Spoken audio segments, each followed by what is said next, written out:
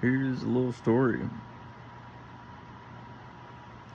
Pal, Mothe, Throttle, and Valhalla.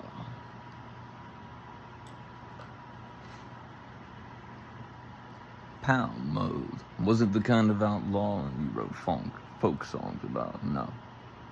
He was just the kind that made your bones feel soft just thinking about him. The kind that could make a man feel like a beetle pinned under a magnifying glass with a single glance. He had a way of talking that peeled people open like ripe fruit, exposing the wriggling little worms of their insecurities before they even realized they'd let him in. And God help you if you thought swinging on him would change the subject. One blow, just one, and you'd wake up hours later to find he'd not only covered your tab, but left an extra tip out of sheer courtesy. He stole to get around, but never from the meek, never from the desperate, no. Pal had a taste for the vehicles of the cruel, the kind of men and women who spat when they spoke and revved their engines like they were the kings and queens of the goddamn road. He'd take their rides with an ease that made it look like they'd handed him the keys. And when he was done, he didn't just park. He sent them to Valhalla. He'd lock the throttle, step off at a casual jog, and let the machine scream their way into oblivion, off cliffs, into buildings, through storefronts, with a theatrical crash. He never looked back. Looking back was for men with regrets. Pal didn't have any. He'd get into arguments that left people blinking, slack-jawed, suddenly questioning their entire life philosophies. He spoke in a tone so dry, it could have turned wine to sand. And people would unravel like cheap sweaters trying to keep up. They'd sputter, their voices climbing in pitch as they lost their grip, reduced to toddlers in adult bodies. And Pal? He'd just watch, sipping his drink, eyes half lidded like a lazy cat. One night, a man twice his size made the mistake of throwing a punch. Pal didn't dodge. He let the first swing pass by like a stiff breeze, then answered with a single, precise hook to the ribs. The sound it made was wet and final. The man collapsed into himself like a folding chair. Pal sighed, finished his drink, dropped a few bills on the counter, then tossed in a little extra. "For his hospital bill," he said dryly, stepping over the man's unconscious form as he walked out. And just like that, he was gone again, out into the night, looking for his next ride. Pal Mothe sat at the bar, sipping something amber and mean, while a man with a neck like a tree trunk and a personality of a door hinge fumed beside him. The man had been grumbling for 10 solid minutes, his face getting redder and redder, until finally, with all the subtlety of a cannon blast, he slammed his fist down. "You got a real problem, Mothe." Pal didn't look at him. He swirled his drink and took a slow sip before responding. "Just one? That's a relief." The man twitched, nostrils flaring. "I ain't joking. You stole my damn truck."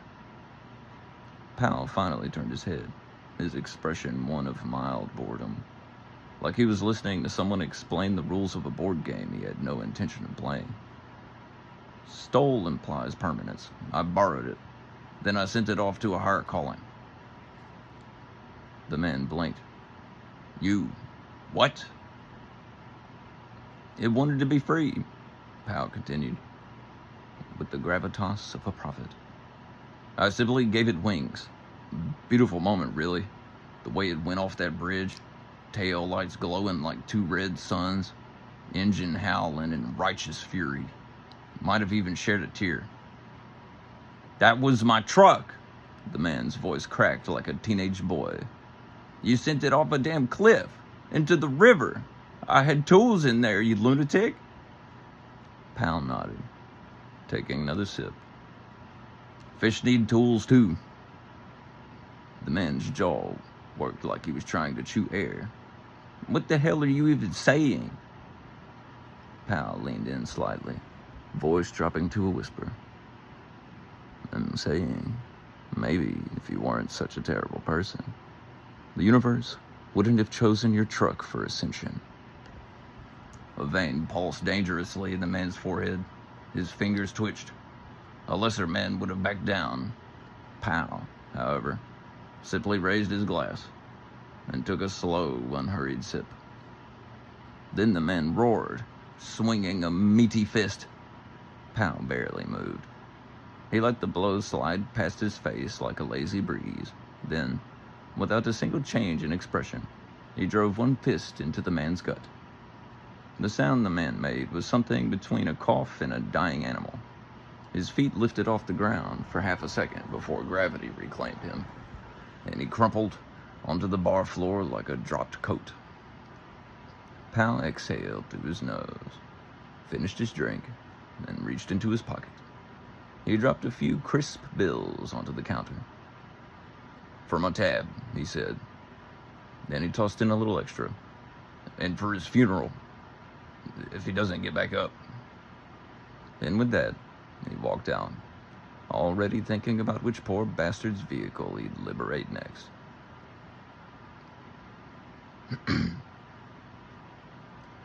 Pal Mothe rode a stolen moped down the empty desert highway like a king on a chariot. If that chariot barely hit 35 miles per hour, and whined like an asthmatic dog. The thing was baby blue, complete with a little wicker basket on the front, a relic of someone's forgotten vacation. He had taken it from a man who had the audacity to yell at a gas station attendant for getting his change wrong. That kind of man didn't deserve transport.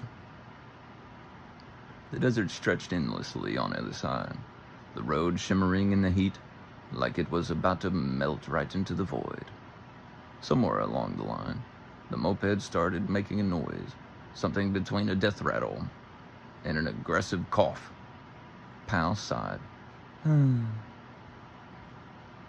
He spotted a gas station up ahead, the kind of place that had been old before the dinosaurs decided to call it quits. The sign just said, gas, and letters so sun-bleached they barely held together. A single, rust-bitten pickup sat out front.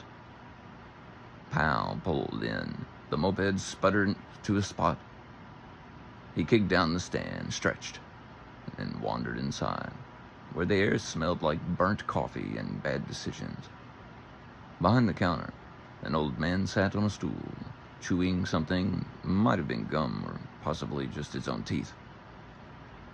He had a face like cracked leather, and a look in his eye that suggested he hadn't liked a single person since Eisenhower.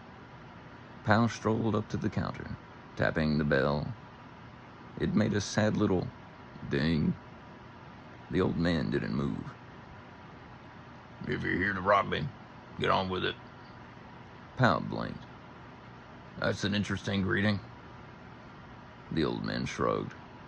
Ain't had a real customer in 2 weeks. Only folks that come through here either want gas or a reason to die. Either way, I'll keep this ready. He reached under the counter and produced a double-barreled shotgun. Not lazily, not as a warning. He aimed it. Pal sighed. That seems excessive. You're wearing a leather jacket in 110 degrees, riding a moped that looks like it belongs to a retired kindergarten teacher. That tells me you stole it. And folks that steal vehicles don't usually stop for gas, unless they're running from something, which means I got two choices. Fill your tank and invite trouble, or put you down like a sick dog and get on with my day. Pal folded his arms. You ever stop to consider a third option? The old man squinted. There ain't a third option. There's always a third option. Pal leaned on the counter. For example, maybe I did steal it. Maybe I took it from a man who deserves far worse. Maybe I didn't stop here at all, but I figured I'd give my new friend some fuel before I send it off to a better place. The old man's lips curled. Send it off. Pal nodded sagely. Lock the throttle, let it ride into the sunset. Or a ditch. Either works. Silence. The old man chewed. His jaw worked slowly, thoughtfully. So let me get this straight. You're telling me you go around taking vehicles from people you don't like, riding them till you're bored, then sending them off to mechanical Valhalla? That's the gist of it. A long pause. Then, unexpectedly, the old man laughed. It was a dry, wheezing thing, like a haunted accordion finally giving up. He leaned the shotgun against the counter and stood. Damn. I ain't heard something that stupid in a long time. He shuffled over to the coffee pot and poured a cup, setting it down in front of Pal. Tell you what, coffee's on me. You still gotta pay for gas. Pal smirked, pulling a few bills from his pocket. Fair enough. And just like that, they sat, two men in the middle of nowhere, drinking terrible coffee in silence, while the desert sun beat down outside. Pal sat there, sipping coffee so bitter it felt like it had a personal grudge against his tongue.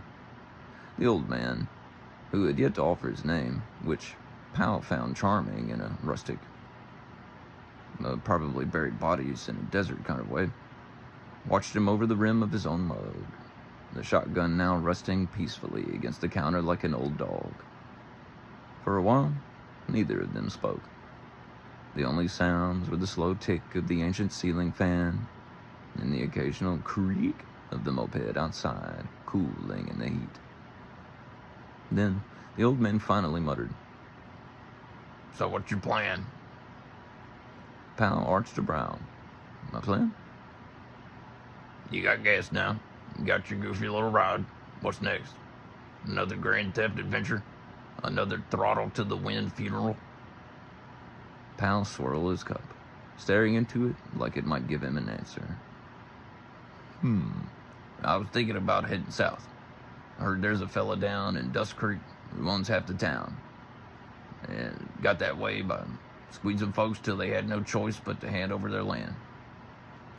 The old man made a noise that could have been a chuckle or a death rattle. So you gonna take his car?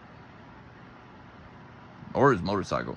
Maybe his horse, if I'm feeling traditional. Pal took another sip. And then, when I'm done, I'll let it ride into the great beyond. The old man shook his head, amused. You ever consider you might have a sickness? Pal exhaled through his nose. You ever consider you might be enabling it? The old man paused. Thought about it. Then grunted. Fair enough. They drank in silence again, the air thick with the smell of gasoline and bad decisions. Then, out of nowhere, the old man said, You ever steal a plane? Pal blinked. Come again? A plane. A flying machine. A big metal bird. Pal rubbed his chin. Can't say that I have. The old man grunted. Same. I'd like to see what happens when you lock the throttle on one of those. Pal tilted his head, considering. That would be interesting. The old man nodded. Wouldn't it just? For a long moment, the thought hung between them like a loaded gun. Then, with a slow, deliberate motion, the old man reached under the counter again. Pal tensed slightly, until he saw what the man was pulling out. A set of keys. He dropped them on the counter with a dull clink.